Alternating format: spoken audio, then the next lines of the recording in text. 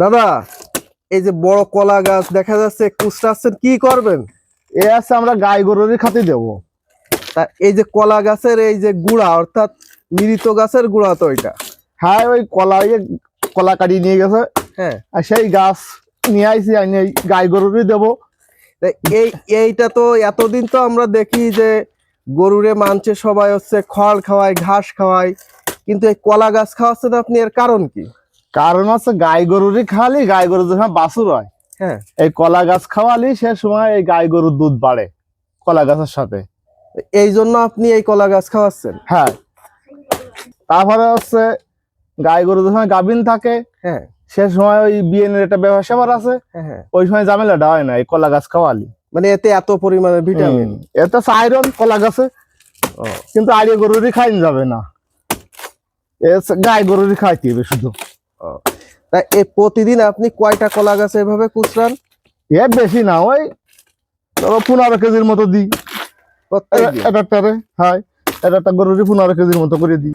এই কলা গাছ যদি বেশি দিয়ে হয়, তাহলে আবার গরুর ক্ষতি হবে। কারণ এই কলা গাছে যেরকম উপকার আছে ওরকম ক্ষতিও আছে। যদি পেট বেড়ে কলা গাছ খাতে দাও, তাহলে ওই গরুটা নাটাইয়ে ঝুলিয়ে যাবে। কিন্তু পরিমাণ মতো দিলে আবার দুধের পরিমাণ বেশি হবে, দুধ বেশি হবে, ডেলিভারির সময় বাছুরটা ভালোভাবে হবে। ওই 15 থেকে 20 কেজি দেওয়া যাবে দিন, তার বেশি দেওয়া যাবে না। তা এইগুলা কিভাবে খেতে দেন গরুর, আমাদের একটু দেখাবেন? এ আছে আমরা এই গাছের সঙ্গে বাজাইয়ে বিচলি দিই নিয়ে, এই সাথে খড় দিই নিয়ে, না দিয়ে এইগুলো শুধু শুধু খাওয়াই। দাদা, এইভাবে মিক্স করে গরুকে দেন? হ্যাঁ, এইভাবে গাছকে কলা গাছকে একসঙ্গে মিক্স করে তারপরে গরুর এইভাবে দিই। এই ধরো এই জুড়ি 2 জুড়ি করে দিবানে, একটা গরুর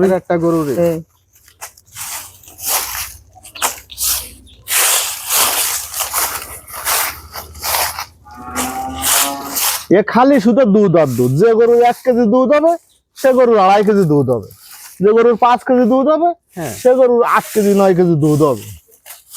বিশাল দুধ বড় কলা গাছে। এই যে এই গরুরই দেব।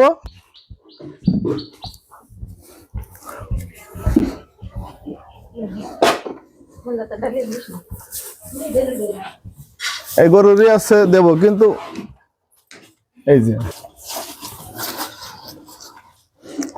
এই গরু এই কলা গাছ থাকাকালীন মুখ উঠবে না, গাছ সহ সবসময় খাত তালে থাকবে।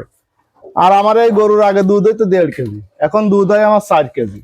কলা গাছ খাওয়াই, কলা গাছ আর এই গাছ খাওয়াইয়ে এই দুধ বেরিয়ে গেছে।